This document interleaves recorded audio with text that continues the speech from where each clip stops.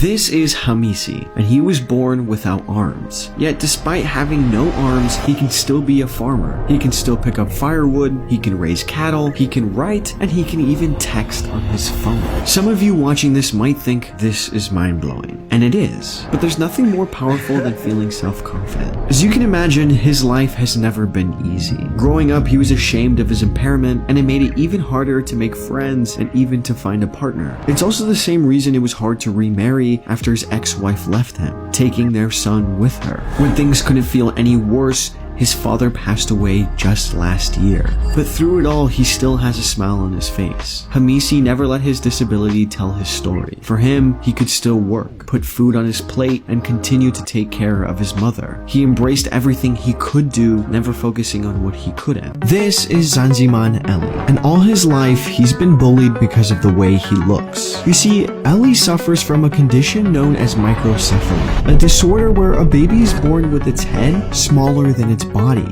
And because of his appearance and unusual lifestyle, people in his village call him a monkey because he eats grass, he climbs trees, and because he looks different. As he grew older, people started to notice how different he was. He has a smaller head, he can't speak, and he doesn't eat anything else other than leaves and fruits. So the kids would chase after him and make him do things he didn't like. He was beaten and abused by adults, neighbors, and villagers who see him as an animal, not as a human. The more he was bullied, the more he feared people, and the more he wanted to run away deeper into the jungle. Because the world preys on people like Eli, people who are different. No one ever focuses on how to help or how they can be supportive, but instead they are made fun of and pushed away. Eli was a miracle baby.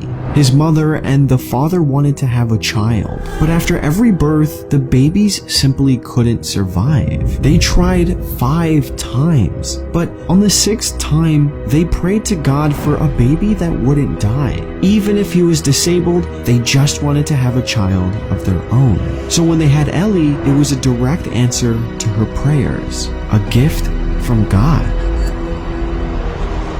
Doctors who studied Eli deemed him incapable of learning, which forfeited a chance to learn how to read and write. Yet his mother could prove otherwise, showing that he does listen and he does understand. As unique as Eli's story sounds, the judging, the bullying is all too common. For anyone who would want to hurt a pure and innocent soul like Eli's, it just goes to show that in a world full of humans, the hardest thing to find is humanity.